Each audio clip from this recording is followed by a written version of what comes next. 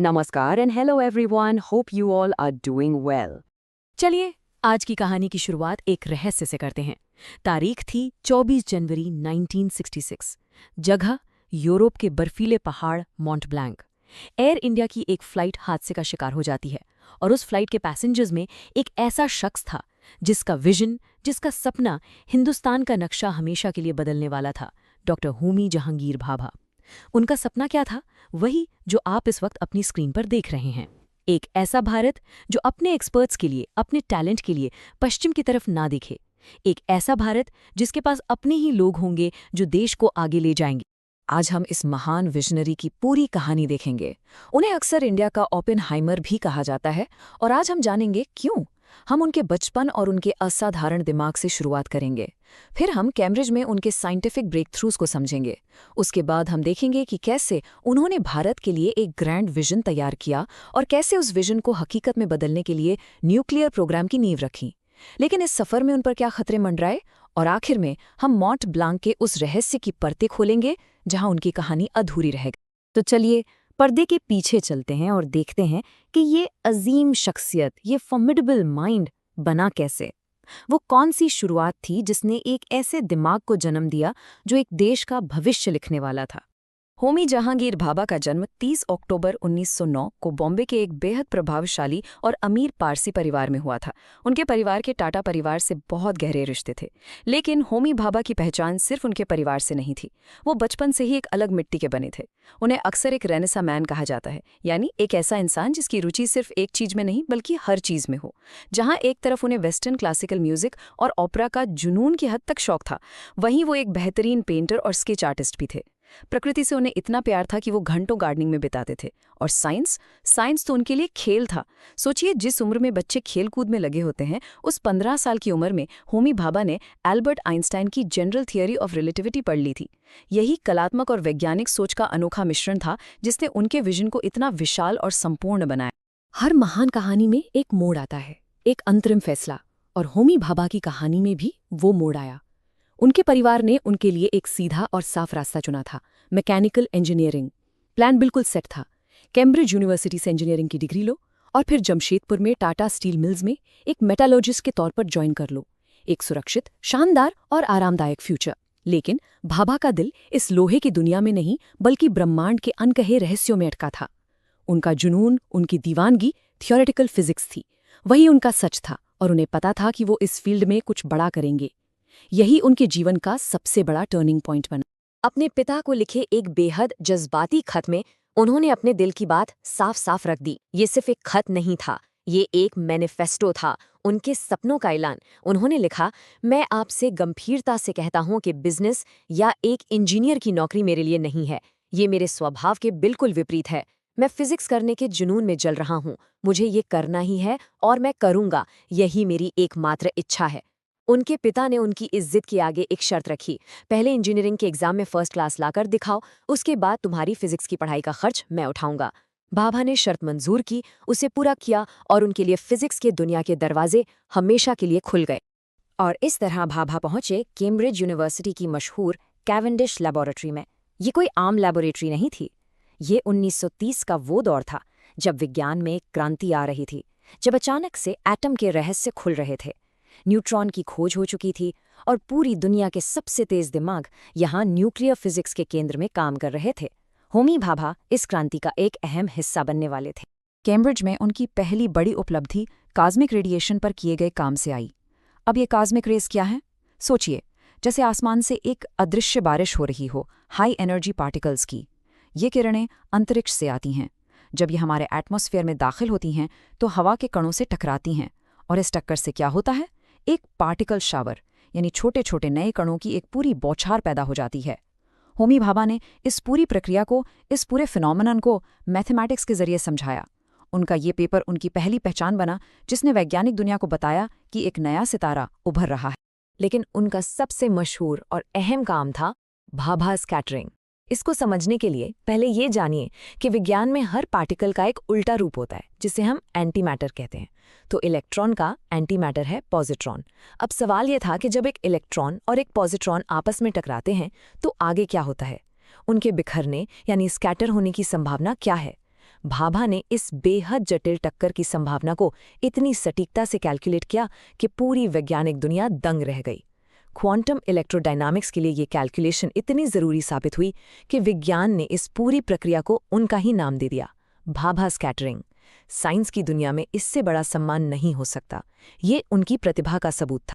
साल था 1939। होमी भाभा छुट्टी पर इंडिया आए हुए थे, लेकिन तभी यूरोप में वर्ल्ड वॉर 2 छिड़ गया। समंदर के रास्ते बंद हो गए और यूरोप लौटना नामुमकिन हो गया। जो एक छुट्टी थी वो उनकी हमेशा के लिए घर वापसी बन गई। ये किस्मत का वो मोड़ था, वो हादसा था जिसने होमी भाभा को नहीं बल्कि पूरे भारतीय विज्ञान की दिशा बदल दी। अपनी मातृभूमि में उन्हें एक नया मकसद, एक नई दिशा मिली।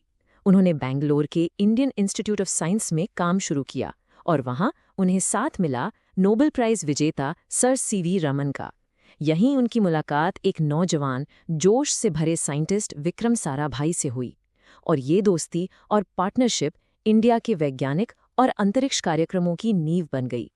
सीवी रमन भाभा से इतने ज्यादा प्रभावित हुए कि उन्होंने 32 साल के भाभा को आधुनिक लियोनार्डो द विंची का खिताब दे दिया। ये एक नोबेल लॉरिएट की तरफ से मिली बहुत बड़ी प्रशंसा थी। भाभा ये बहुत जल्द समझ चुके थे कि भारत को अगर आगे बढ़ाना है तो सिर्फ इंडिविजुअल टैलेंट से काम नहीं चलेगा। एक इंसान से क्रांति नहीं आती, क्रांति लाने के लिए मजबूत संस्थान बनाने पड़ते हैं। उन्होंने JRD टाटा को एक ऐसी संस्था बनाने के लिए राजी किया जो रिसर्च के लिए समर्पित हो, और जैसा आप देख सकते हैं 1945 में Tata institute of fundamental research यानी TIFR की नींव रखी गई। लेकिन ये बस शुरुआत थी। आज़ादी के ठीक बाद 1948 में उन्होंने एटॉमिक एनर्जी कमीशन बनवाया और वो इसके पहले चेयरमैन बने, और 1954 में उन्होंने डिपार्टमेंट ऑफ एटॉमिक एनर्जी की स्थापना की जो सीधे प्रधानमंत्री को रिपोर्ट करता था। एक दशक से भी कम समय में भाभा ने देश के पूरे वैज्ञानिक प्रोग्राम का ढांचा खड़ा कर दिया था। संस्थान बन चुके थे, कागज पर प्लान तैयार था, अब उस सपने में जान डालनी थी। इस काम में उन्हें पूरा समर्थन मिला उस वक्त के प्रधानमंत्री पंडित जवाहरलाल नेहरू का। ये सिर्फ एक साइंटिस्ट और एक प्रधानमंत्री का रिश्ता नहीं था, ये 2 विजनरीज की पार्टनरशिप थी जिनका सपना एक ही था, एक आधुनिक और शक्तिशाली भारत। नेहरू भाभा पर इतना विश्वास करते थे कि उन्हें भाई कहकर बुलाते थे। इन 2 दोस्तों के कंधों पर अब देश के भविष्य का भार था। भाभा ने भारत के लिए एक अनोखा और दूरदर्शी प्लान बनाया, the 3 stage nuclear power programme. ये प्लान सिर्फ बिजली पैदा करने के लिए नहीं था, इसका मकसद था भारत को ऊर्जा के मामले में पूरी तरह आत्मनिर्भर बनाना। और इसकी सबसे बड़ी खूबी, इसकी सबसे बड़ी शक्ति ये थी कि ये प्लान भारत के अपने संसाधनों पर आधारित था। भाभा जानते थे कि भारत में यूरेनियम कम है लेकिन थोरियम का विशाल भंडार है, तो उन्होंने प्लान ऐसा बनाया। पहले स्टेज में नेचुरल यूरेनियम का इस्तेमाल करके बिजली बनाई जाएगी और बाय प्रोडक्ट के रूप में प्लूटोनियम मिलेगा। दूसरे स्टेज में इसी प्लूटोनियम का इस्तेमाल करके थोरियम को एक नई न्यूक्लियर फ्यूल यूरेनियम 233 में बदला जाएगा, और तीसरे स्टेज में यही यूरेनियम 233 और थोरियम मिलकर देश को सदियों तक बिना विदेशी मदद के ऊर्जा दे सकते थे। ये एक मास्टर स्ट्रोक था, एक वैज्ञानिक दूरदृष्टि का अनोखा नमूना। और फिर 4 अगस्त 1956 को इतिहास रचा गया।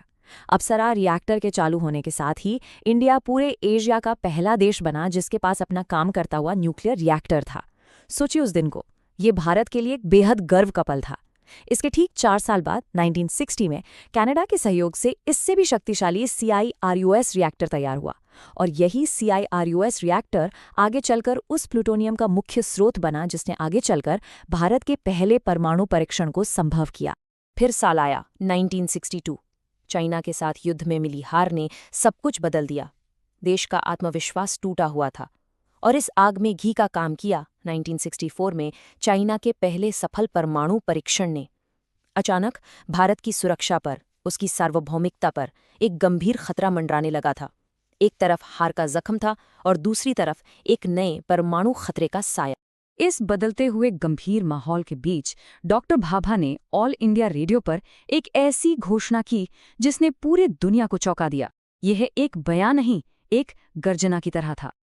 उन्होंने कहा कि अगर भारत सरकार इजाजत दे तो भारत सिर्फ 18 महीनों के अंदर अपना परमाणु बम बना सकता है। इस बयान ने पूरे देश में एक तीव्र बहस छेड़ दी। क्या भारत को परमाणु शक्ति बनना चाहिए? उस समय के प्रधानमंत्री लाल बहादुर शास्त्री आदर्शों पर चलने वाले इंसान थे। वो नैतिक तौर पर परमाणु हथियारों के सख्त खिलाफ थे, लेकिन वो एक व्यवहारिक नेता भी थे और देश पर बढ़ते खतरे को देख रहे थे। तो उन्होंने एक बीच का रास्ता निकाला। उन्होंने भाभा को हथियार बनाने की इजाजत तो नहीं दी, लेकिन शांतिपूर्ण परमाणु विस्फोटकों यानी पीसफुल न्यूक्लियर एक्सप्लोजिव्स पर रिसर्च करने की अनुमति दे दी। ये एक बेहद चतुर राजनीतिक और राजनयिक कदम था। इसका मतलब था कि बिना हथियार बनाने की घोषणा किए भारत ने परमाणु बनने के अपने विकल्प को जिंदा रखा। भारत परमाणु शक्ति बनने की दहलीज पर खड़ा था। डॉक्टर भाभा अपने प्रभाव और शक्ति के शिखर पर थे। जब मंजिल बस कुछ ही कदम दूर थी, जब सपना हकीकत बनने ही वाला था, तभी सब कुछ खत्म हो गया। एयर इंडिया फ्लाइट 101 के हादसे में उनका जीवन अचानक समाप्त हो गया। ये देश के लिए एक ऐसा नुकसान था जिसकी भरपाई कभी नहीं हो सकती। उनकी मौत का समय यही सबसे बड़ा सवाल है। प्रधानमंत्री लाल बहादुर शास्त्री की ताशकंद में हुई रहस्यमयी मौत के सिर्फ 2 हफ्ते बाद, सिर्फ 2 हफ्ते, इतना कम वक्त। दशकों से ये सवाल पूछा जाता रहा है, क्या ये सिर्फ एक इत्तेफाक था या इन 2 घटनाओं के बीच कोई अदृश्य धागा है? क्या इसके पीछे कोई गहरी साजिश थी? क्रैश की पहली थ्योरी, जो कि सरकारी जांच का नतीजा है, इसे एक दुर्भाग्यपूर्ण हादसा मानती है। इसके मुताबिक विमान के पायलट और जिनीवा के एयर ट्रैफिक कंट्रोल के बीच गलतफहमी हो गई थी। पायलट को लगा कि वो पहाड़ से आगे निकल चुका है, जबकि ऐसा नहीं था, और इस इंसानी भूल के कारण विमान सीधा मॉन्ट ब्लॉन्क से टकरा गया।